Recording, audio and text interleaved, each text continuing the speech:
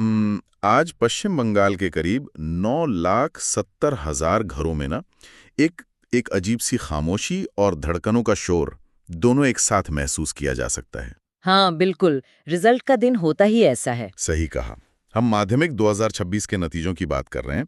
मतलब अक्सर जब हम किसी भी परीक्षा के नतीजों या कह लीजिए किसी मेडिकल डायग्नोसिस की बात करते हैं ना, तो हम एक बिल्कुल सटीक जवाब की उम्मीद करते हैं, एकदम बाइनरी। जैसे एक्सरे रिपोर्ट होती है। एकदम सही, एक्सरे की तरह। जैसे अगर हाथ की हड्डी टूट गई है तो एक्सरे में वो टूटी हुई सफेद लाइन एकदम साफ दिख जाती है। डॉक्टर बस उसकी तरफ इशारा करता है और कहता है, देखिए ये रही दिक्कत। हाँ, सब कुछ बहुत स्पष्ट होता है वहाँ। बिल्कुल स्पष्ट। और परीक्षा के नतीजों को भी ना हम अक्सर उसी एक्सरे की तरह ही देखते हैं। मतलब कितने पास हुए, कितने फेल हुए, और बस बात खत्म। पर असल में ऐसा होता नहीं है ना। वो जो एक बाइनरी स्थिति होती है कि या तो हड्डी टूटी है या नहीं टूटी है, या छात्र पास है या फेल है, ये स्पष्टता हमें सुकून तो बहुत देती है, क्योंकि ये जटिल चीजों को आसान खानों में बांट देती है। लेकिन जैसे ही आप शिक्षा व्यवस्था, समाज के ताने बाने और लाखों छात्रों के भविष्य के विषय में कदम रखते हैं, तो वो एक्सरे मशीन काम करना बंद कर देती है। बिल्कुल सही कहा आपने। 9,70,000 से ज्यादा छात्रों का उस परीक्षा के तनाव से गुजरना हो, और फिर रिजल्ट के दिन की वो भारी घबराहट, ये सब सिर्फ एक मार्कशीट के पन्नों में नहीं सिमट सकते। ये दिन भावनाओं का एक बहुत बड़ा समंदर होता है। इसलिए चलिए इसे थोड़ा विस्तार से समझते हैं, क्योंकि हमारी आज की ये विस्तृत चर्चा केवल पास या फेल के प्रतिशत के बारे में नहीं है। और मैं कहूंगी कि यही बात इस विश्लेषण को इतना महत्वपूर्ण बनाती है। मतलब जब हम इन लाखों छात्रों के आंकड़ों का गहराई से अध्ययन करते हैं, तो ये सिर्फ एक एकेडमिक वर्ष का लेखा जोखा नहीं रह जाता। तो फिर ये क्या है? अब ब्लूप्रिंट है। ये हमें बता रहा है कि एक समाज के रूप में हम किस दिशा में जा रहे हैं, हमारे संसाधन किन जगहों पर पहुंच रहे हैं, और हमारी अगली पीढ़ी किन नई चुनौतियों का सामना कर रही है। मतलब एक मार्कशीट के पीछे पूरी की पूरी सामाजिक और आर्थिक कहानी छिपी होती है। बिल्कुल, एक बहुत गहरी कहानी। तो आइए सबसे पहले उस बड़ी तस्वीर पर नजर डालते हैं जो बोर्ड के इन आधिकारिक आंकड़ों से उभर कर आ रही है। इस साल यानी 2026 में माध्यमिक का कुल पास प्रतिशत 86.83% रहा है। जो कि पिछले साल से बेहतर है। हाँ, अगर हम पिछले साल के 86.56% से इसकी तुलना करें तो ये एक सुधार है। अब भले ही ये 0.27% का सुधार सुनने में बहुत मामूली लगे, सुनने में मामूली लगता है, हाँ। पर जब आपका बेस 9,70,000 छात्रों का हो तो दशमलव के इस छोटे से हिस्से का मतलब है हजारों अतिरिक्त बच्चों की सफलता की कहानी। बिल्कुल, हजारों ऐसे परिवार जहां आज जश्न मनाया जा रहा होगा। सही बात है।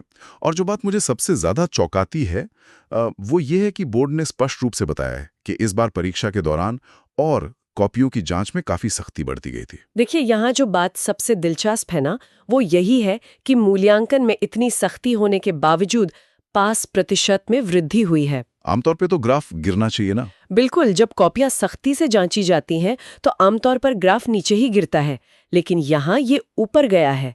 और इसके पीछे मुझे दो बड़े कारण साफ नजर आते हैं। अच्छा, वो क्या है? पहला है सिलेबस में किया गया वो बदलाव जिसने शायद छात्रों को रटने की प्रवृत्ति से निकालकर कॉन्सेप्ट्स को समझने की ओर मोड़ा है। मतलब जब सिलेबस आज के समय और व्यावहारिक ज्ञान के अधिक अनुकूल होता है तो छात्र जाहिर है बेहतर प्रदर्शन करते हैं। रटने से ज्यादा समझने पे जोर। बिल्कुल। और दूसरा सबसे बड़ा कारण है डिजिटल लर्निंग की तरफ छात्रों का बढ़ता रुझान। अरे हाँ, ये डिजिटल लर्निंग वाला पहलू बहुत अहम है, क्योंकि आप जानकारी केवल स्कूल की चार दीवारी या उन भारी भरकम किताबों तक सीमित नहीं है ना। एकदम सही। एक छात्र अब किसी जटिल गणितीय समीकरण या कह लीजिए विज्ञान के किसी प्रयोग को सिर्फ किताब में पढ़ता नहीं है। वो उसे अपने स्मार्टफोन पर किसी ट्यूटोरियल में विजुअलाइज कर सकता है, वीडियो देख सकता है, एनिमेशन देख सकता है। हाँ, ये जो दृश्य माध्यम है, ये डिजिटल पहुंच है, ये छात्रों के कॉन्सेप्ट्स को उस स्तर तक स्पष्ट कर रही है जहां सख्ती से जांची गई परीक्षा में भी वे अपने उत्तर पूरे आत्मविश्वास के साथ लिख पा रहे हैं। और शायद उसी डिजिटल लर्निंग, उसी गहरी समझ और आत्मविश्वास का सबसे बड़ा उदाहरण हमें इस साल के टॉपर्स की लिस्ट में देखने को मिलता है। अब मैं जब ये आंकड़े देख रहा था ना, तो एक पल के लिए मुझे अपनी आंखों पर यकीन ही नहीं हुआ। हाँ, वो स्कोर वाकई मतलब गजब ही है। उत्तर दिनाजपुर के रायगंज शारदा विद्या मंदिर के एक छात्र हैं अभिरूप भद्र। उन्होंने 700 में से 698 अंक हासिल करके पूरे राज्य में टॉप किया है। 698? बाप रे! 99.71%। हाँ, ये कोई सामान्य बात नहीं है। मतलब ये ऐसा है जैसे आप पूरी मैराथन दौड़ रहे हो, लेकिन आपकी स्पीड 100 मीटर के स्प्रिंटर वाली हो और आप पूरे रास्ते एक बार भी न लड़खड़ाएं। बिल्कुल सटीक तुलना है। सिर्फ 2 नंबर कटे हैं पूरे 700 में। ये तो एक तरह की प्रिसिजन इंजीनियरिंग हो गई। ये वाकई एक असाधारण उपलब्धि है। 700 में से 698 अंक लाना केवल बुद्धिमत्ता का प्रमाण नहीं है, मैं कहूंगी कि ये एकाग्रता की चरम सीमा है। फोकस। हाँ, इसका मतलब है कि उस छात्र ने हर एक विषय, हर एक प्रश्न और हर एक उत्तर को बिल्कुल सटीक ढंग से प्रस्तुत किया है। और देखिए, अभिरूप इस लिस्ट में अकेले नहीं है। हाँ, प्रीतोष का नाम भी है। बिल्कुल, दूसरे स्थान पर बीरभूम जिले के प्रियतोष मुखर्जी रहे हैं, जिन्हें 696 अंक मिले हैं। और ये सिर्फ टॉप 2 छात्रों की बात नहीं है। अगर हम टॉप 10 की मेरिट लिस्ट का विश्लेषण करें तो उसमें कुल 131 छात्र छात्राओं ने अपनी जगह बनाई है। 131? हाँ, टॉप 10 के अंदर 131 छात्रों का होना इस बात का प्रमाण है कि इस बार प्रतिस्पर्धा कितनी कड़ी थी। रुकिए, यहाँ मुझे थोड़ी हैरानी हो रही है और मैं इस पर एक सवाल उठाना चाहूंगा। हमने तो हमेशा यही सुना है ना कि अगर आपको स्टेट टॉप करना है तो आपको किसी बड़े शहर में होना चाहिए। वो पुरानी सोच। हाँ, कोलकाता जैसे महानगरों में जहाँ महंगी कोचिंग क्लासेस होती हैं, बड़े बड़े ट्यूटर्स होते हैं, वहाँ के बच्चे ज्यादा टॉप करते हैं। लेकिन अभिरूप उत्तर दिनाजपुर से हैं और प्रियतोष बीरभूम से। बिल्कुल। तो क्या ये बात उन बड़े शहरों और महंगी कोचिंग वाले मिथक को पूरी तरह से नहीं तोड़ लेती? मतलब एक छोटे जिले से ऐसा ऐतिहासिक स्कोर आना, क्या ये कोई अपवाद है या कुछ बुनियादी रूप से बदल गया है? ये बहुत ही सटीक अवलोकन है आपका, और मैं स्पष्ट कर दूं कि ये कोई अपवाद बिल्कुल नहीं है। वो मिथक अब पूरी तरह से टूट रहा है। सच में? हाँ, अगर हम इसे बड़े परिप्रेक्ष्य से जोड़े ना, तो ये दिखाता है कि आज के दौर में सफलता की कुंजी केवल भौतिक संसाधन या रिसोर्सेज नहीं रह गए हैं। अब संकल्प, अनुशासन और डिटर्मिनेशन कहीं ज्यादा महत्वपूर्ण हो गए हैं। और जैसा कि हमने अभी डिजिटल युग की बात की, उसने वास्तव में एक समान अवसर वाला मैदान, यानी एक लेवल प्लेइंग फील्ड तैयार कर दिया है। यानी अब ज्ञान पर किसी महानगर का, किसी बड़े शहर का एकाधिकार नहीं है। बिल्कुल नहीं। आज उत्तर दिनाजपुर या बीरभूम के किसी छोटे से गांव में बैठा एक छात्र भी इंटरनेट के माध्यम से उसी बेहतरीन शिक्षण सामग्री, उसी मॉक टेस्ट और उसी स्तर के लेक्चर्स तक पहुंच सकता है जो कोलकाता के किसी महंगे स्कूल के छात्रों को मिलते हैं। कमाल की बात है। तो ये जो 131 छात्रों का टॉप 10 में होना है, ये कोई संयोग नहीं है। यह इस बात का प्रत्यक्ष प्रमाण है कि गुणवत्तापूर्ण शिक्षा की पहुंच अब राज्य की गहराइयों तक जा चुकी है। अब प्रतिभा भूगोल की मोहताज नहीं रही। और यहाँ कहानी वाकई बहुत दिलचस्प हो जाती है, क्योंकि जब हम भूगोल और भौगोलिक सीमाओं के टूटने की बात कर ही रहे हैं, तो मुझे जिलों के ओवरऑल प्रदर्शन पर भी बात करनी है। हाँ, वो आंकड़े भी काफी रोचक है। बहुत रोचक। बंगाल में शिक्षा के केंद्र के रूप में दशकों से कोलकाता का ही दबदबा माना जाता रहा है, लेकिन इस बार के डेटा ने एक बहुत ही सुखद और चौंकाने वाला सरप्राइज दिया है। पहाड़ी जिला कालिम्पोंग ने 96.10% पास प्रतिशत के साथ पूरे राज्य में टॉप किया है। वो पूरे राज्य को पछाड़ रहा है। कोलकाता और पूर्वी मेदिनीपुर का पास प्रतिशत भी 92% से अधिक है, जो शानदार है। लेकिन कालिम्पोंग का सबसे ऊपर आना कोई छोटी बात नहीं है। बिल्कुल नहीं। साथ ही अगर देखें तो मालदा, मुर्शिदाबाद और पुरुलिया जैसे जिलों के प्रदर्शन में भी काफी सुधार दिखा है। और इसके पीछे के क्यों और कैसे को समझना बहुत जरूरी है।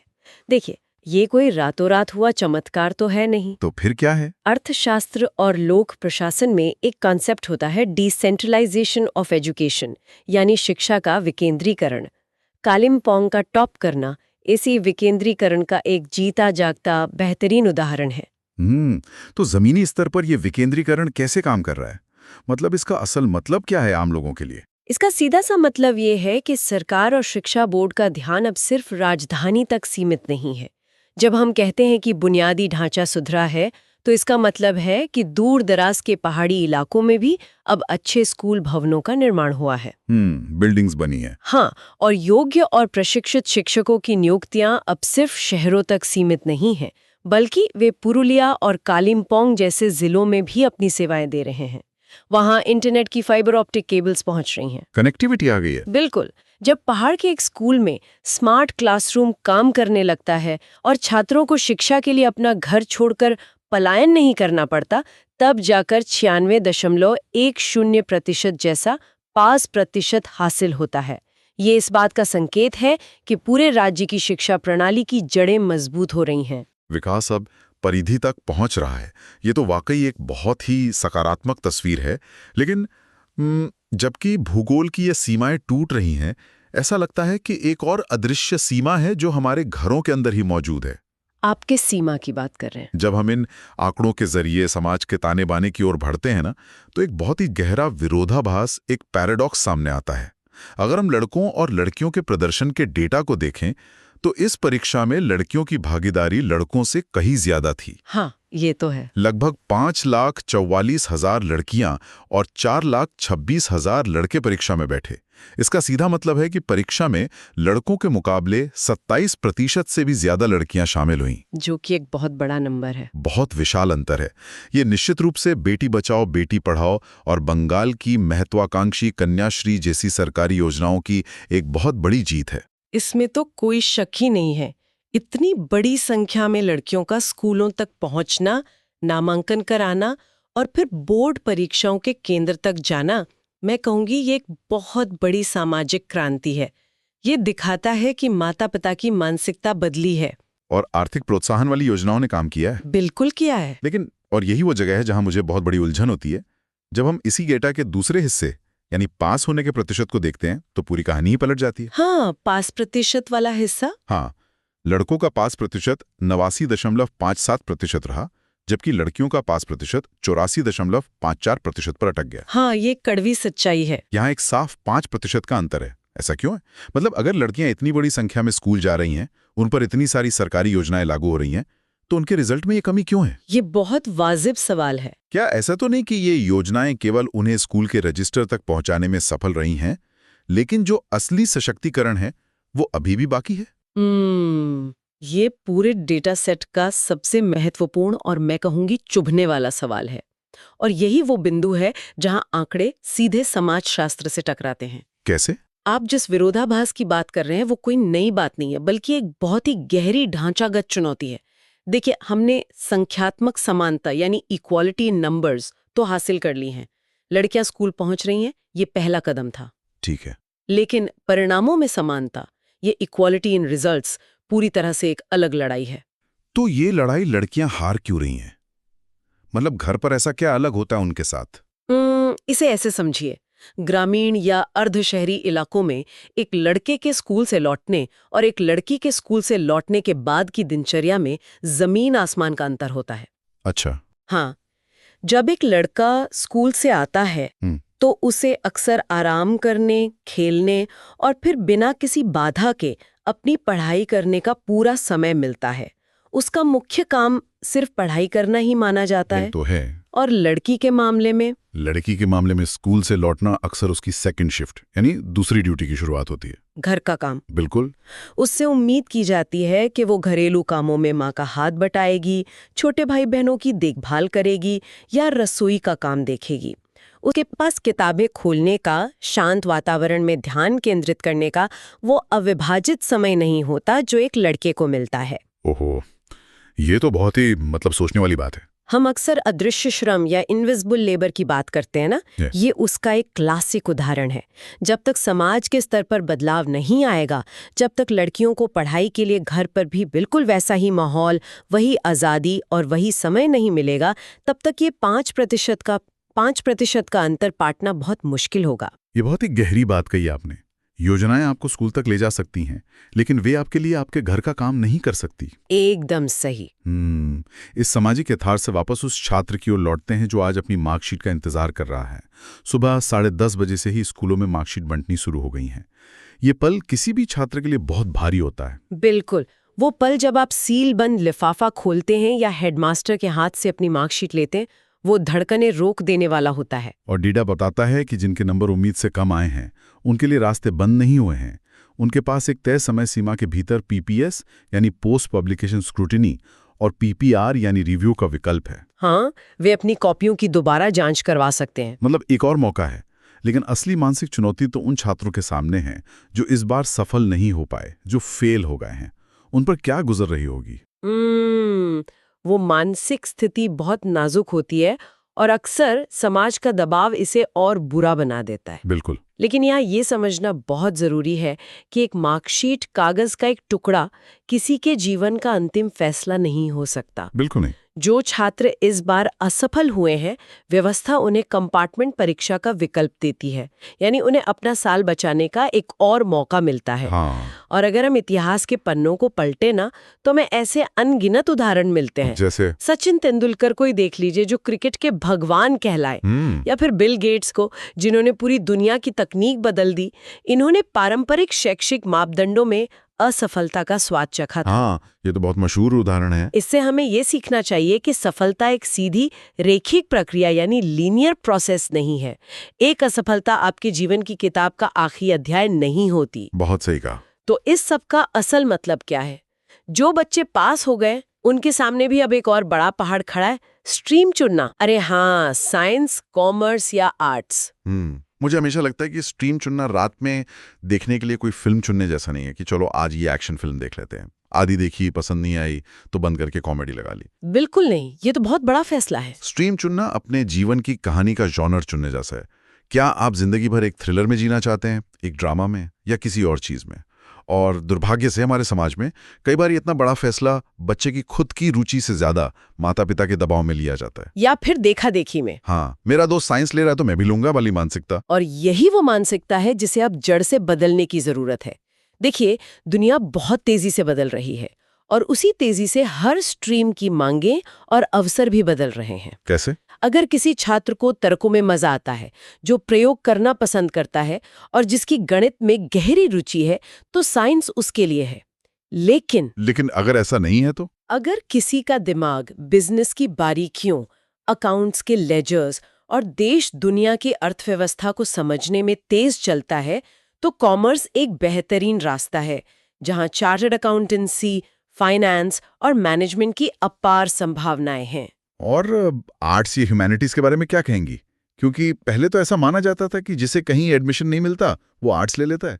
क्या वो पुरानी और संकीर्ण सोच अब बदल रही है? अरे, वो सोच तो और बिल्कुल टूट चुकी है। अच्छा। हाँ, आज के जटिल दौर में अगर कोई समाज, इतिहास, भू राजनीति या साहित्य को गहराई से समझना चाहता है, तो आर्ट्स एक बहुत ही सशक्त और प्रोग्रेसिव विकल्प है। जरा सोचने वाली बात है, देश की सबसे कठिन परीक्षा यूपीएससी जैसी सिविल सेवाओं में, बड़े स्तर की जर्नलिज्म में और यहाँ तक कि डिजाइनिंग के क्षेत्रों में आर्ट्स बैकग्राउंड के छात्रों की मांग बहुत तेजी से बढ़ रही है। ये तो बहुत अच्छी बात है। इसलिए छात्रों को अपनी वास्तविक रुचि, अपने एप्टीट्यूड और क्षमता को पहचान कर ही ये निर्णय लेना चाहिए। माता पिता को भी समझना होगा कि खुशहाल और सफल आर्ट्स का छात्र होना एक कुंठित और असफल साइंस के छात्र होने से कई गुना बेहतर है। बिल्कुल, 100% सहमत हूं मैं इस बात से। इस पूरी विस्तृत चर्चा से एक बात तो बहुत साफ हो जाती है कि आज की इस तेज और डिजिटल युग में सही जानकारी और उसका सही विश्लेषण ही असली ताकत है। एकदम सही। आज हमने सिर्फ ये नहीं जाना कि माध्यमिक 2026 में 86.83% छात्र पास हुए हैं, बल्कि हमने उन आंकड़ों के पीछे छिपे हुए समाज को देखा है, जो कालिम्पोंग के शांत पहाड़ों से लेकर सुंदरबन के संघर्षशील गांवों तक फैला हुआ है। हमने उन लड़कियों की अनकही कहानी को समझा, जो स्कूल तक तो शान से पहुंच रही हैं, लेकिन घर पर अपनी पढ़ाई के समय के लिए हर दिन एक नई लड़ाई लड़ रही हैं। हमने ये भी जाना कि महानगरों के संसाधन नहीं, बल्कि एक छोटे से गांव में बैठे छात्र का दृढ़ संकल्प उसे 99.71% के ऐतिहासिक स्कोर तक ले जाता है। और यही बातें इस डेटा को जीवंत बनाती हैं। मुझे लगता है कि ये गहरी समझ किसी भी सामान्य न्यूज़ रिपोर्ट या हेडलाइन को पढ़ने से कहीं ज्यादा मूल्यवान है। मैं आपकी इस बात से पूरी तरह सहमत हूँ। जब हम आंकड़ों की सतह से नीचे जाते हैं ना, केवल तभी हमें हमारी शिक्षा व्यवस्था की असली चुनौतियां और उनके संभावित समाधान दिखाई देते हैं। और यही कारण है कि हम चीजों को केवल एक्सरे की तरह ब्लैक एंड व्हाइट में नहीं देख सकते। बिल्कुल। तो चलिए आज की इस चर्चा को हम यहीं विराम देते हैं, लेकिन जाने से पहले एक नया विचार है जो मैं यहाँ छोड़ना चाहता हूँ। बताइए। ऊपर धकेलने में एक बहुत बड़ी भूमिका निभाई है। तकनीक ने शिक्षा को बदल दिया है। हाँ, बिल्कुल बदला है। लेकिन जरा भविष्य की ओर देखें। आने वाले 5 या 10 सालों में जब आर्टिफिशियल इंटेलिजेंस न केवल शिक्षा का बल्कि हमारी सोचने समझने की प्रक्रिया का एक अभिन्न अंग बन जाएगा, तब इस परफेक्ट स्कोर के मायने क्या रह जाएंगे? ये तो बहुत ही गहरा सवाल है। जब एक मशीन कुछ ही सेकंड में 700 में से 700 अंक लाने वाला एकदम सटीक जवाब लिख सकती है, तो क्या तब भी हमारी ये माध्यमिक परीक्षाएं आज जैसे ही दिखेंगी? या फिर मानव बुद्धिमत्ता का, एक छात्र की रचनात्मकता के मूल्यांकन का पूरा तरीका, वो पूरी की पूरी एक्सरे मशीन ही हमेशा के लिए बदल जाएगी? ये वाकई सोचने पर मजबूर कर देने वाला विचार है। ये एक ऐसा सवाल है जिस पर हम सबको विचार करना चाहिए। इस विस्तृत चर्चा में हमारे साथ गहराई तक जाने के लिए बहुत बहुत धन्यवाद। फिर मिलेंगे किसी नए और दिलचस्प विषय के साथ।